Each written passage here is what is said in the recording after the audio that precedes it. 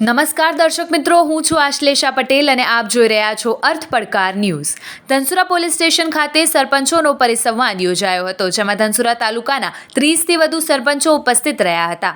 ગુનાઓ ઓછા થાય અને સરપંચો અને પોલીસો સાથે સંવાદ યોજાય, જેમાં ધનસુરાથી નવલપુર હાઈવે ઉપર સ્લોપ બને તે માટે રજૂઆત કરવામાં આવી.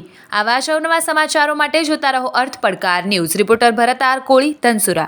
જોતા રહો અર્થ પડકાર ન્યૂઝ અને અમારી ચેનલને લાઇક, શેર અને સબસ્ક્રાઇબ કરવાનું ભૂલશો નહીં. બોલો. આજરોજ ધનસુરા પોલીસ સ્ટેશને સરપંચ અને પોલીસ પરિસંવાદ યોજાયો.